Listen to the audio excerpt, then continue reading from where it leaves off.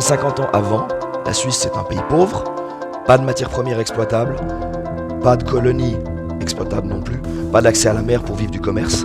Il a fallu le génie local, il a fallu créer de la valeur, il a fallu la volonté de mettre en place ces biens, ces services, ces infrastructures. Le but du développement, c'est ça, c'est ce qu'ont fait les générations avant nous et c'est ce qu'on doit faire pour les générations suivantes. Ce qui est important pour une entreprise, c'est le savoir-faire. Et le savoir-faire, il est lié aux collaborateurs. Et les collaborateurs ne sont pas très mobiles dans notre région. Donc ça veut dire qu'il faut absolument leur donner le cadre de travail régional. En plus, on parle de mobilité douce et de développement durable. Et puis effectivement, il faut donner des conditions cadres pour qu'on puisse garder nos emplois dans la région. Et c'est sur ce socle qu'on arrive à bâtir et construire l'avenir d'une entreprise. On a une région qui bénéficie d'une image positive. On a une région qui a une force d'attraction naturelle parce que justement les gens la reconnaissent dès le départ comme une région qualitative. Si on devait bâtir cette image de marque, ce serait impossible. Mais elle est là, on l'a. Donc encore une fois, il faut l'assumer et essayer d'en dégager le maximum de valeur.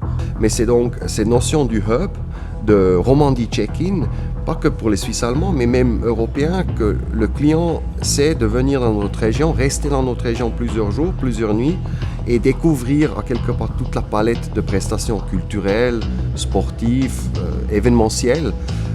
Et c'est certainement cette notion du hub que j'ai retenue à quelque part pendant la conférence ou dans la nouvelle stratégie de la promo. Une fois que les gens sont ici, d'élargir l'offre et de leur proposer d'autres attractivités, c'est bien, mais pour les attirer, on doit se focaliser sur des choses porteuses. Et quand on a cette approche-là, en réalité, ce qui historiquement était perçu comme nos concurrents ne deviennent plus potentiellement des concurrents, mais des produits. Pour moi, c'était un peu une piqûre de rappel, et puis une petite lumière qui se rallume pour se dire il faut bouger, il faut avancer, il faut continuer à avancer avec nos entreprises, il faut trouver des solutions. Et les gens se rendent compte qu'il y a un vrai enjeu, qu'il y a des réponses qu'il va falloir apporter à des questions qui concernent vraiment la qualité de vie de nos enfants, notamment la création d'emplois. Il faut qu'on puisse créer plusieurs milliers, potentiellement 9000 emplois dans cette région. Et je vois que c'est clairement quelque chose qui résonne dans le public aujourd'hui.